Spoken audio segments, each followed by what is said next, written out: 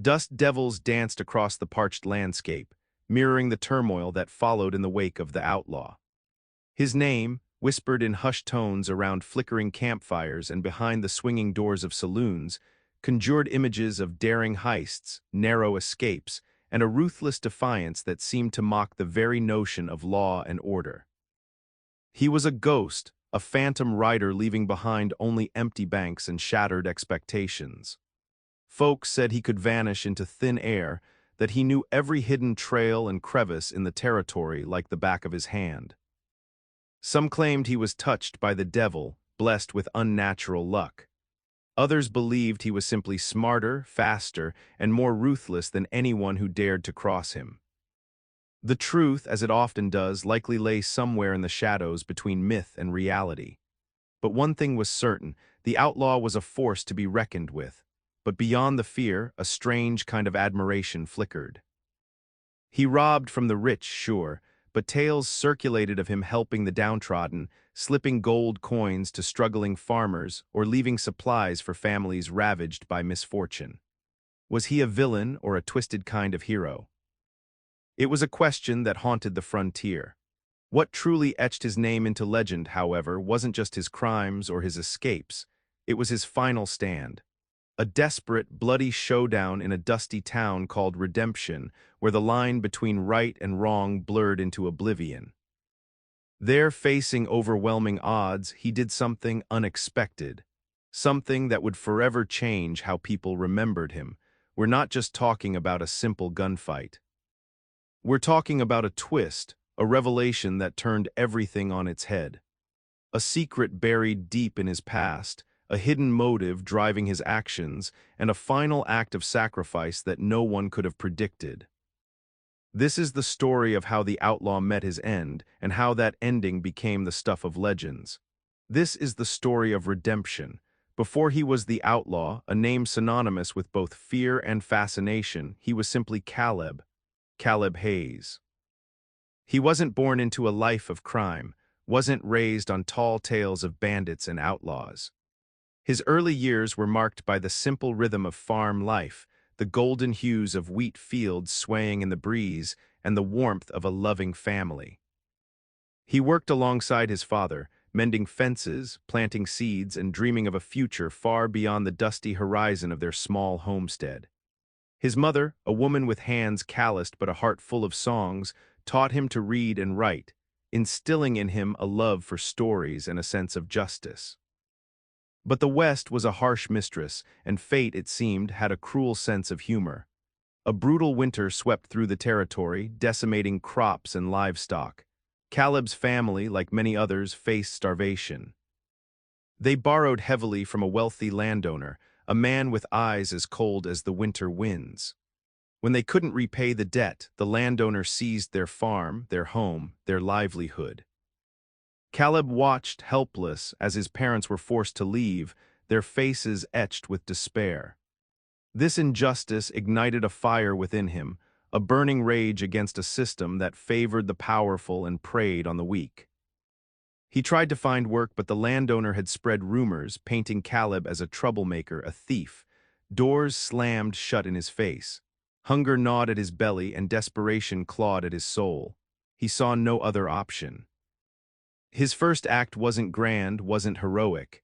It was a desperate grab for survival, stealing a loaf of bread from a merchant's cart, but it was a turning point. He'd crossed a line. The world saw him differently now, and perhaps more importantly, he saw himself differently. The gentle farm boy was gone, replaced by someone harder, someone willing to do whatever it took to survive. This was the first crack in Caleb Hayes, the first step on the road that would lead him to become the outlaw. That first stolen loaf of bread was just the beginning. Caleb quickly learned that surviving as an outlaw required more than just desperation. It demanded cunning, strategy, and a willingness to think several steps ahead. He started small, targeting stagecoaches carrying payrolls for mining companies, but he wasn't just robbing them blindly. He studied the routes, the schedules, the guards, learning their weaknesses and exploiting them with meticulous planning. His first real score involved a payroll shipment headed for the Silver Creek mine. Instead of a direct assault, Caleb and a small group he'd gathered along the way created a diversion. They stampeded a herd of wild mustangs across the stagecoach route, creating chaos and scattering the guards. While the guards were occupied, Caleb quietly relieved the strongbox of its contents. The newspapers called it the Mustang Heist, and the outlaw's name began to spread. But it wasn't just about robbing, it was about outsmarting. He became a master of disguise, transforming himself into everything from a traveling preacher to a grizzled prospector. He used these disguises to gather information, scout locations, and even plant false leads to throw law enforcement off his trail. One time, a posse was hot on his heels, tracking him through the desert. Caleb knew he couldn't outrun them. Instead, he led them into a narrow canyon, then triggered a controlled rock slide, blocking the entrance and trapping the posse inside. By the time they dug themselves out, Caleb was long gone. Another time, he heard the sheriff of a nearby town was boasting about his foolproof plan to capture him. Caleb, disguised as a traveling salesman, strolled right into the sheriff's office and overheard the entire plan. He then proceeded to set up a counter-ambush, turning the sheriff's trap against him and escaping with a wink and a stolen horse. These weren't just lucky breaks. They were calculated moves, evidence of a sharp mind and an unwavering focus. The outlaw wasn't just a bandit. He was a strategist, a tactician, a master of deception. And with each successful heist, his legend grew, solidifying his place as the most elusive and cunning outlaw in the West. The outlaw's escalating exploits couldn't be ignored forever. The stagecoach robberies, the bank heists, the constant humiliation of local law enforcement, it all demanded a response. So from various corners of the territory, a posse began to assemble, a group as diverse as the land they were sworn to protect, yet united by a single purpose: to bring the outlaw to justice. Leading the charge was Sheriff Jebediah Stone, a man etched with the harsh lines of the West. He was a lawman of the old school, guided by a strong moral compass and an unwavering commitment to upholding the law. He'd seen enough bloodshed in his years, enough families torn apart by violence, and he was determined to stop the outlaw before more lives were lost. He was a patient man, a seasoned tracker, and he possessed a quiet resolve that inspired respect, even fear. Beside him rode Deputy Sarah Walker, a young woman with a sharp mind and an even sharper shooting eye. She was new to the force, eager to prove herself, and fiercely loyal to the sheriff. Some whispered that her determination stemmed from a personal tragedy, a family member who had fallen victim to outlaw violence. She was driven by a need for justice, a desire to make the West a safer place. And then there was Silas Blackwood, a bounty hunter as weathered and unforgiving as the desert itself.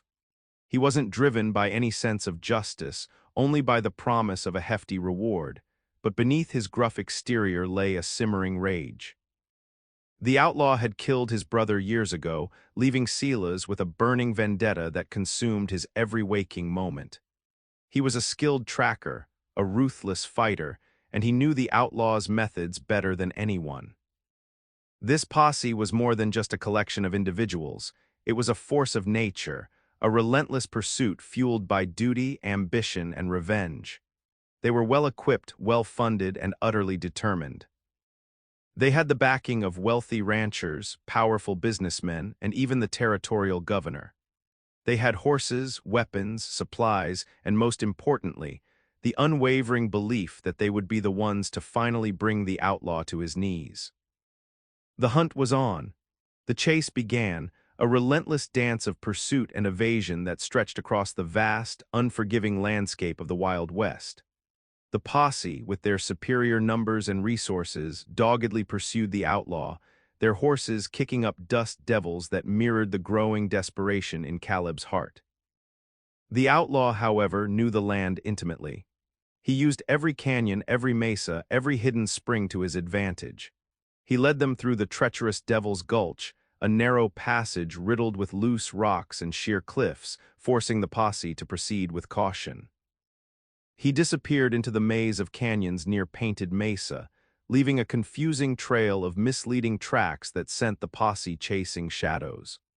One sweltering afternoon, near the dried-up bed of the Rattlesnake River, the outlaw set a clever ambush.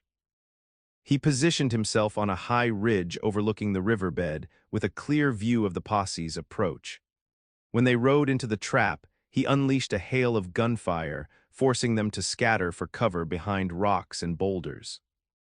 The outlaw managed to wound 2 horses and send the posse retreating, buying himself valuable time. Another close call occurred near Widowmaker's Peak, a towering rock formation known for its treacherous climb. The outlaw scaled the peak, using ropes and sheer willpower, while the posse attempted to follow on horseback. He rained down rocks and debris, making the ascent impossible. He then disappeared into the dense forest on the other side, leaving the posse stranded and frustrated. The posse, despite their setbacks, remained relentless. Silas Blackwood, with his intimate knowledge of the outlaw's tactics, proved to be a particularly formidable adversary. He anticipated many of Caleb's moves, forcing him to constantly adapt and improvise. The chase was taking its toll. The outlaw was tired, his resources were dwindling, and the posse was closing in. He knew he needed a safe haven, a place to regroup and plan his next move. That's when he heard about Redemption, a quiet, isolated town nestled in the heart of the territory, far from the reach of the law. It seemed like the perfect place to disappear, at least for a while. Redemption was a town clinging to the edge of civilization, a cluster of weathered buildings huddled beneath the unforgiving sun. The main street, a ribbon of dust stretching between the saloon and the general store, seemed to hum with a quiet tension. The townsfolk, their faces etched with hardship and suspicion, watched Caleb's arrival with wary eyes. It was a place where secrets festered beneath a veneer of normalcy. The townsfolk were a mix of weary farmers, failed prospectors, and those simply seeking a fresh start, or perhaps a place to disappear. They valued their privacy and distrusted outsiders, especially those who asked too many questions. The saloon, the last chance, was the heart of Redemption, a dimly lit sanctuary where weary souls sought solace in whiskey and tall tales.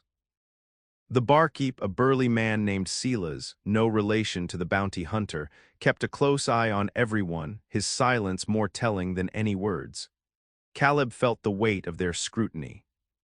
He knew he was an outsider, a stranger in a town that didn't take kindly to strangers. But he also sensed something else, a hidden current of resentment simmering beneath the surface.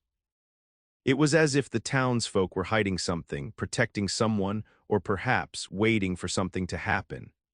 He found a room at the dilapidated hotel, run by a timid woman named Martha, whose eyes held a sadness that mirrored his own. She offered him a meager meal and a warning: redemption ain't always what it seems. As Caleb settled in, he couldn't shake the feeling that he was walking into a trap. Was someone in Redemption helping him, offering him a safe haven? Or was he being lured into a false sense of security, a pawn in a larger game? He noticed subtle gestures, whispered conversations, and fleeting glances that suggested something was amiss. He had to be careful. Redemption might be his last chance, or it might be his downfall. The line between haven and trap was razor thin. The air in the last chance was thick with smoke, stale beer, and unspoken anxieties. Caleb sat at a corner table, nursing a whiskey and observing the other patrons. A game of poker was underway, the players' faces impassive masks, their hands betraying their nervousness.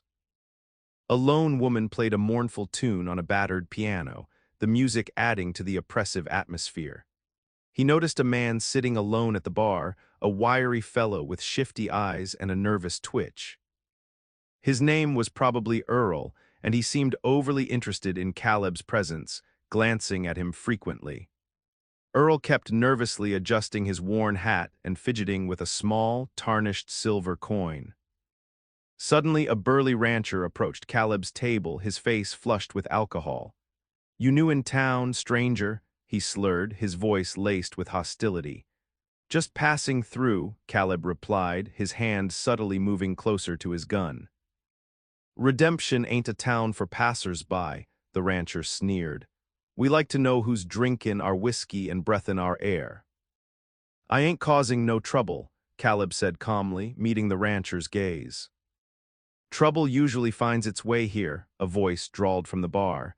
It was Silas, the barkeep, his eyes narrowed, especially when it's invited. The tension in the saloon thickened like pie soup. Caleb sensed he was being tested, probed for weaknesses. He caught Earl's eye again, the man quickly looking away. Caleb was certain Earl was the informant, the one feeding information to whoever was pulling the strings in Redemption. I'm just here for a drink, Caleb repeated, his voice firm, and maybe a little peace. The rancher chuckled, a harsh, unsettling sound. Peace ain't something you find easy in these parts, mister.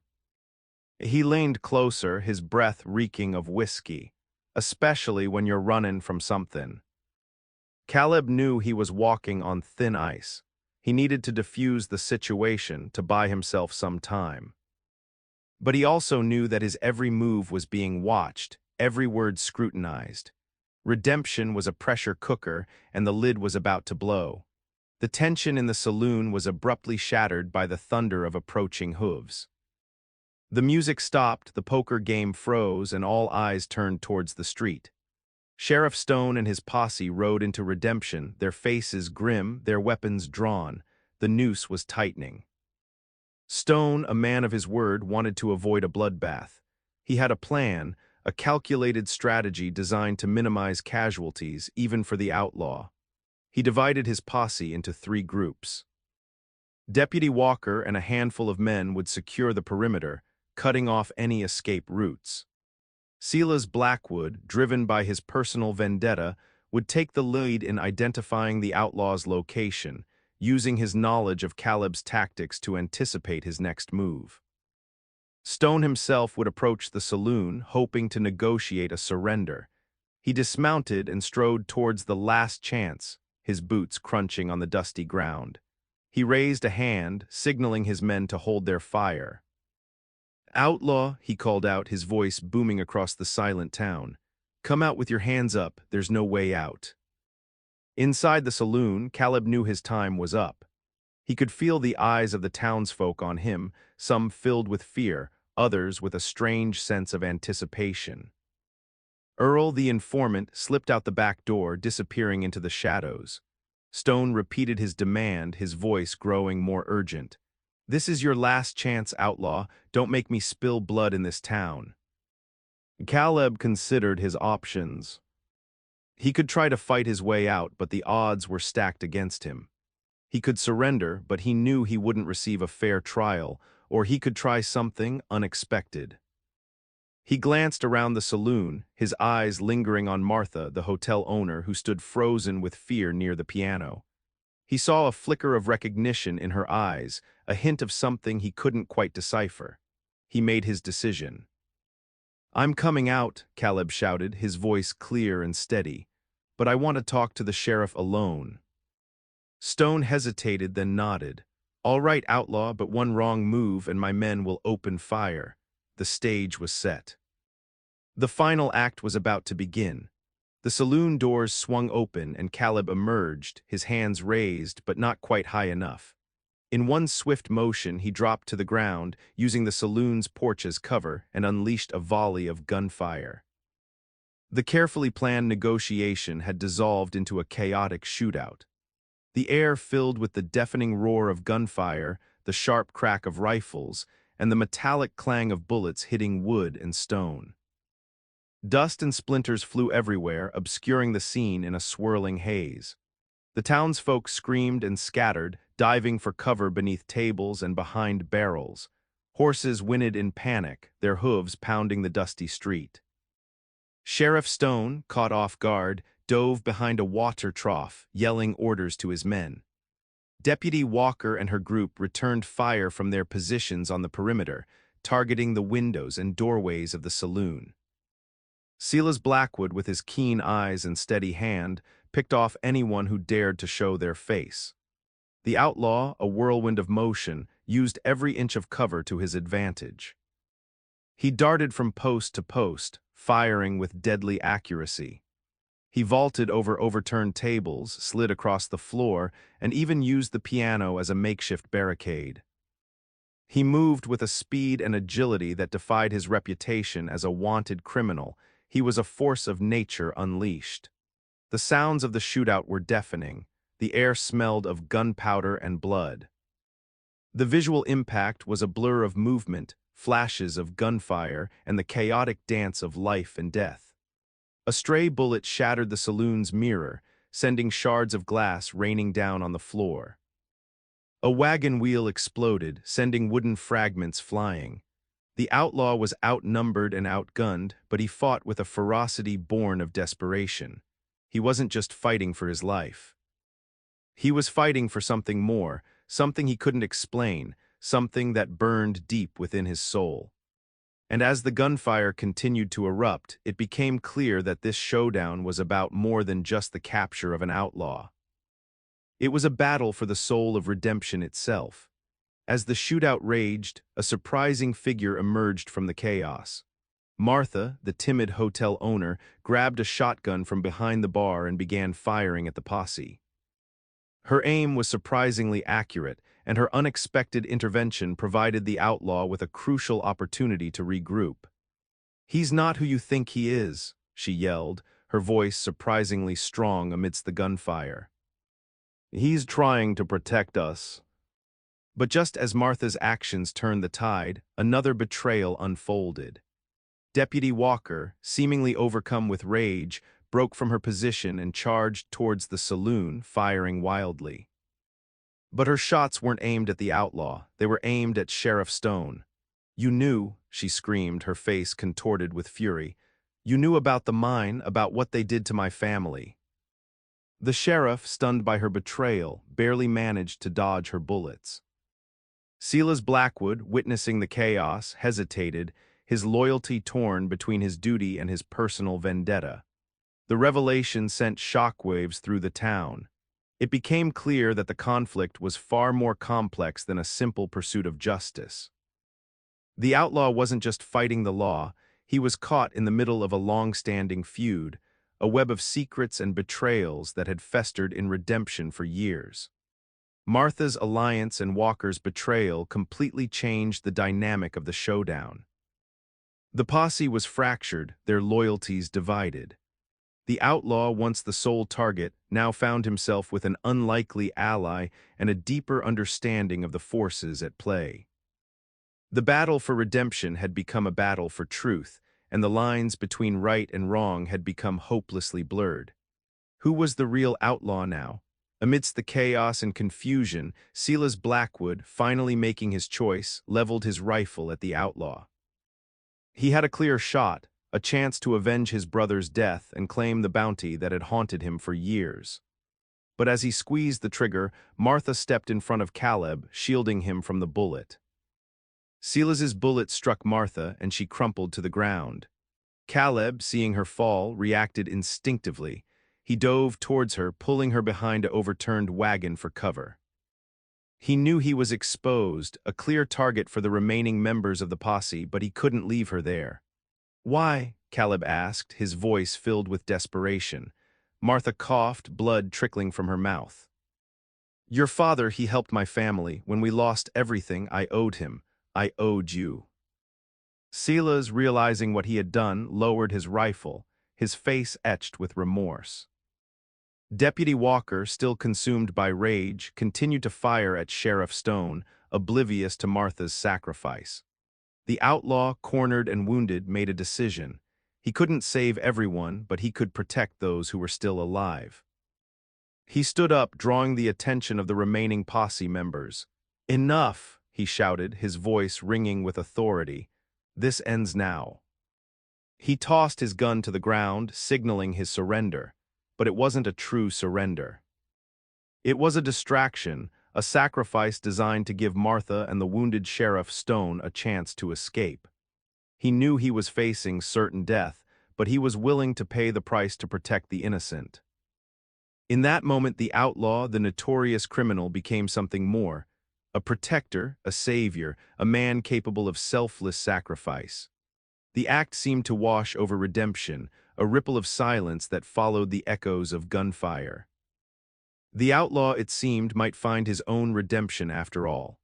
The posse, or what remained of it, hesitated for a moment, stunned by the outlaw's unexpected surrender. But Deputy Walker, consumed by her blind rage, wouldn't let him go. She raised her rifle, her eyes filled with hatred. "You can't escape justice," she screamed. Silas Blackwood, finally overcoming his grief and guilt, stepped forward, trying to reason with her. "Sarah, enough, it's over."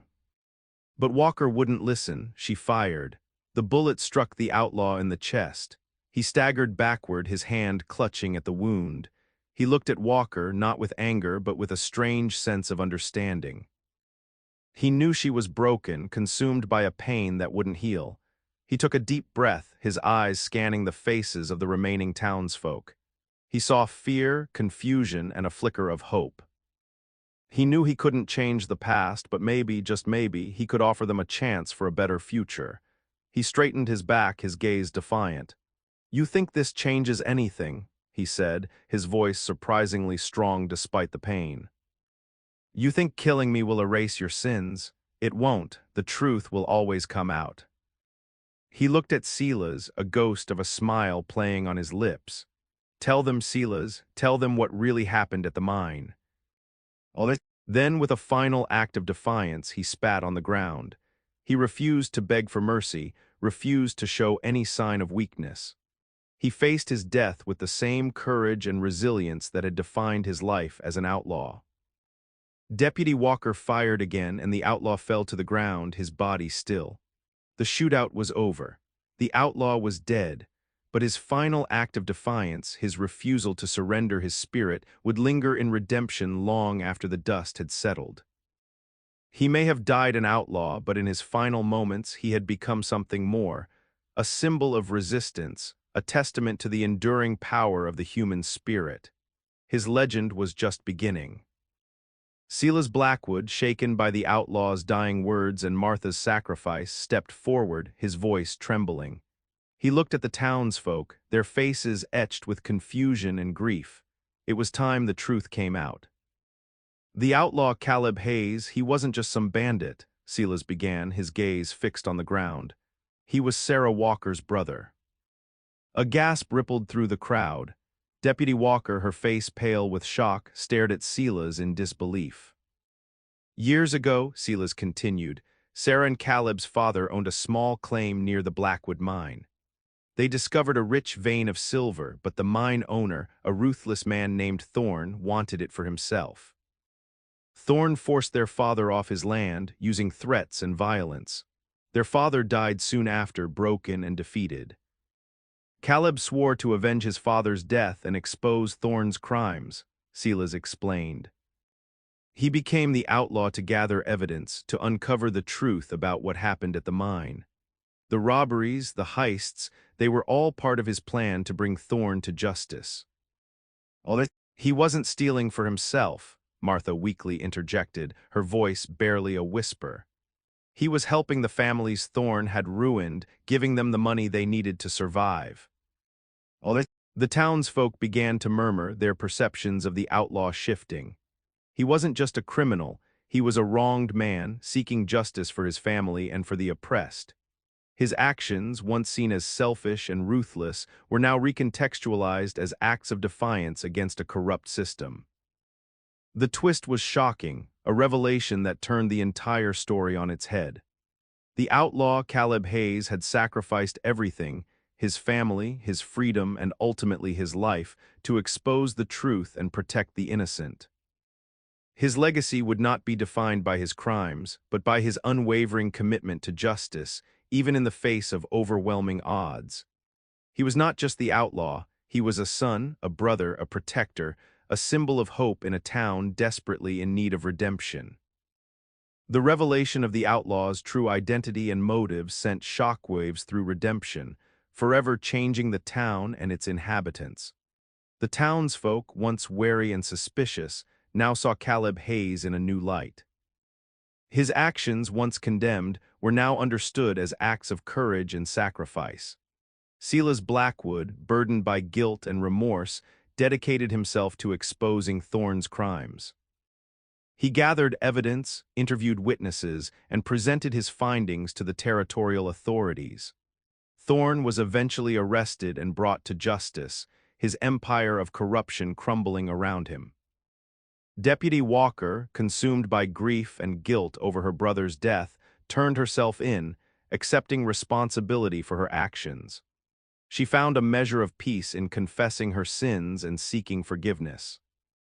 Sheriff Stone, wounded both physically and emotionally, resigned from his post, disillusioned by the corruption he had failed to see. He left redemption, seeking a simpler life far from the violence and betrayal that had consumed the town. Martha, recovering from her wounds, became a symbol of hope and resilience for the townsfolk. She dedicated her life to helping the less fortunate, carrying on Caleb's legacy of compassion and generosity. Redemption, once a town defined by secrets and fear, began to heal. The townsfolk learned to trust each other, to stand up for what was right, and to fight against injustice. The outlaw's sacrifice had sparked a transformation, inspiring them to create a better future for themselves and their children. The legend of the outlaw lived on, not as a tale of a ruthless bandit, but as a story of courage, sacrifice, and the enduring power of the human spirit.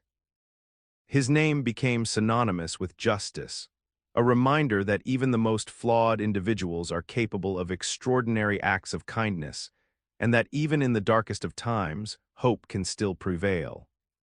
His final act had truly redeemed redemption. The story of the outlaw, Caleb Hayes, became a cornerstone of Wild West lore, a tale whispered around campfires and recounted in dusty saloons, growing more elaborate with each telling. It was a story that spoke to the enduring themes of justice, revenge, and the blurred lines of morality that define the American frontier. The Wild West was a place where right and wrong were often a matter of perspective, where the law was sometimes as corrupt as the outlaws it sought to capture. Caleb's story embodied this complexity, challenging the simple narratives of good versus evil and forcing people to confront the uncomfortable truths about power, greed, and the human capacity for both cruelty and compassion. The outlaw's tale became a myth, a legend that transcended the specific details of his life and death. He became a symbol of resistance against oppression, a reminder that even the most marginalized individuals can find the strength to stand up against injustice. He represented the enduring spirit of the West, the rugged individualism, and the unwavering belief in the possibility of a better future. His story served as a cautionary tale, warning against the dangers of unchecked power and the seductive allure of revenge. But it also offered a glimmer of hope, suggesting that even the most flawed individuals are capable of redemption, and that even in the darkest of times, acts of selflessness and sacrifice can make a difference. The myth of the outlaw continues to resonate today, shaping our understanding of the American West and its complex legacy. It reminds us that history is never simple, that heroes and villains are often two sides of the same coin, and that the pursuit of justice is a never-ending struggle. The dusty town of Redemption, forever marked by the outlaw's final stand, stands as a testament to the enduring power of stories to shape our perceptions, challenge our beliefs, and inspire us to strive for a more just and equitable world. And so the legend lives on, a whisper in the wind, a shadow in the canyons, a reminder that even outlaws can become legends.